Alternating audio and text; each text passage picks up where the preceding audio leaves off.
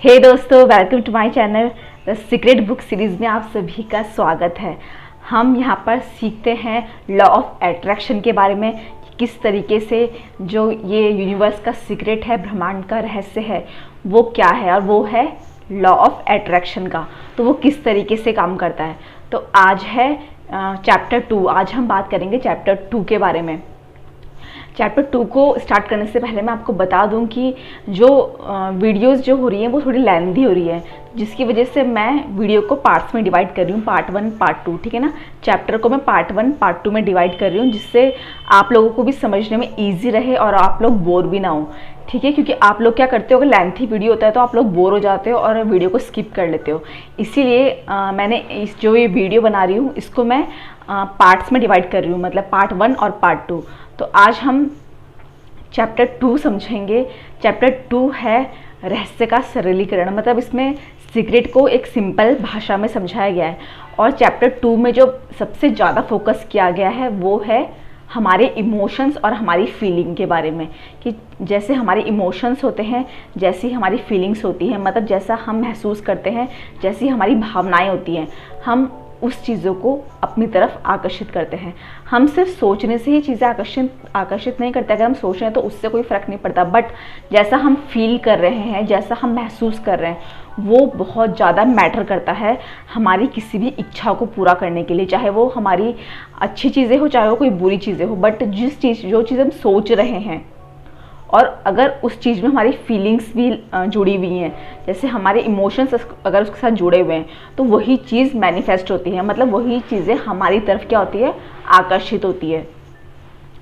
तो देखो, इस चैप्टर में बताया गया है कि जो लॉ ऑफ अट्रैक्शन है वो सेम लॉ ऑफ ग्रेविटी की तरह सभी के लिए समान रूप से काम करता है। जैसे कि अगर आप अच्छे इंसान हो या कोई बुरे इंसान हो, और अगर आप किसी बिल्डिंग से गिरते हो तो क्या होगा, दोनों नीचे ही गिरेंगे, ठीक है ना। तो इससे कोई फर्क नहीं पड़ता कि आप कैसे इंसान हो, अच्छे हो या बुरे। तो जिस तरीके से लॉ ऑफ ग्रेविटी काम करता है बिना किसी भेदभाव के, उसी तरीके से लॉ ऑफ अट्रैक्शन काम करता है बिना किसी भेदभाव के।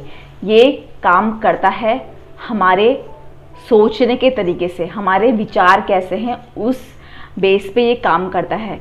और सोचने से ही नहीं, हमारे इमोशंस किस तरीके के हैं, हमारी फीलिंग्स किस तरीके की है किसी विचार को लेकर, तो वही चीज़ें हमारे पास आकर्षित होती है, हमारी वही चीज़ें पूरी होती है। देखो, कई बार हमारे साथ ऐसा कुछ होता है जो चीज़ हम नहीं चाहते, कुछ बुरी चीज़ें हमारे साथ होती है और हम सोचते हैं कि हम तो अपनी लाइफ में हर चीज़ अच्छा चाहते हैं। जैसे हम बहुत सी हमारी इच्छाएं होती हैं जिनको हम पूरा करना चाहते हैं, बट कभी कभी क्या होता है, हमारे साथ ऐसा कुछ होता है। जैसे अगर कोई स्टूडेंट है वो फेल हो गया, तो उसने तो कभी ये नहीं सोचा था ना कि मैं फेल होऊंगा, मतलब वो कभी नहीं चाहता था कि मैं फेल होऊंगा, बट उसके माइंड में क्या था, एक डर था कि मैं कहीं फेल ना हो जाऊँ, मैं कहीं फेल ना हो जाऊँ, है ना। उसके विचार कैसे थे कि मैं कहीं फेल ना हो जाऊँ। तो जाने अनजाने में कहीं ना कहीं हम ही जो भी हमारे साथ हो रहा है उसको हम ही कहीं ना कहीं अंजाम दे रहे हैं। हमें पता नहीं कि ये चीज़ हम कर रहे हैं, बट एक्चुअल में ये सभी चीज़ें जो हमारे साथ हो रही हैं, चाहे अच्छी हो रही हैं चाहे बुरी हो रही हैं, वो सब चीज़ें हम ही अपनी लाइफ में क्या कर रहे हैं, अट्रैक्ट कर रहे हैं, आकर्षित कर रहे हैं। उन चीज़ों को हम ही अपनी तरफ क्या कर रहे हैं, बुला रहे हैं, ठीक है ना।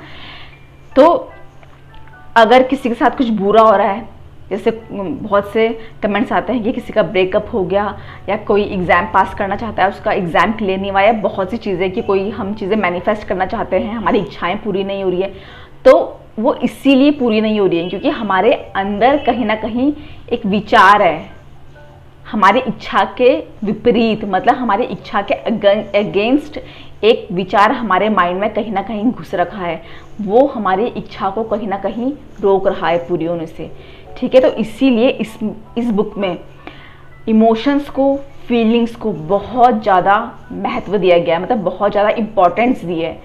जो हमारी इमोशंस होती है और जो हमारी फीलिंग्स होती है, ठीक है। तो चैप्टर 2 में इसी में बहुत ज़्यादा जोर दिया गया है। तो जो ये बुक है द सीक्रेट, इसमें ये भी बताया गया है, इस बुक में पहले पेज में लिखा गया है, जैसा भीतर वैसा बाहर, और इसको पढ़ के ये समझ आता है कि जैसे हमारे भीतर चल रहा है, मतलब हमारे माइंड में चल रहा है, हमारे विचार जैसे चल रहे हैं वैसे ही हमारे जो बाहर चीज़ें हैं वो बनती हैं। ठीक है, ये बहुत छोटा शब्द है, बट बहुत छोटा सा सेंटेंसेस है, बट इसकी मीनिंग बहुत डीप है कि जैसा हमारे भीतर है, जैसा हमारा अंदर है, जैसा हमारे अंदर चल रहा है, वैसे ही हम चीज़ें अपनी तरफ आकर्षित कर रहे हैं, वैसे ही अभी हमारे आसपास चीज़ें मौजूद हैं, हमारे आसपास व्यक्ति मौजूद हैं, या हमारे आसपास जो भी सिचुएशन है वह अभी मौजूद है। तो जैसा हम अंदर सोच रहे हैं वैसा ही हम बाहर क्रिएट कर रहे हैं, क्योंकि हम ही अपने जीवन के क्या है, निर्माता हैं।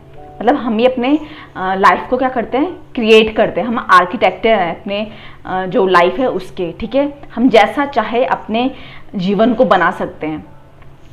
तो इसमें यही बताया गया है कि हमारे अंदर इतनी एक शक्ति है, मतलब वो हमें किसी को पता नहीं है।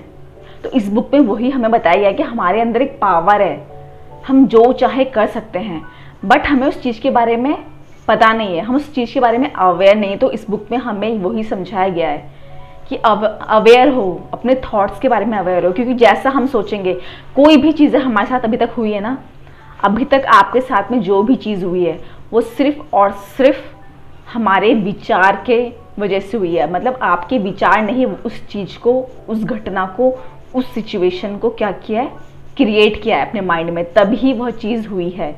चाहे वो अच्छी हो, बहुत अच्छी हो, या कैसी भी वो चीज़ हो, चाहे वो बुरी हो। ठीक है, तो इसीलिए हर किसी का जो रीज़न है, हर किसी जो भी काम, जो भी हमारी चीज़ में, लाइफ में चीज़ें आई हैं, उस हर चीज़ का कारण हमारी क्या है, विचार है।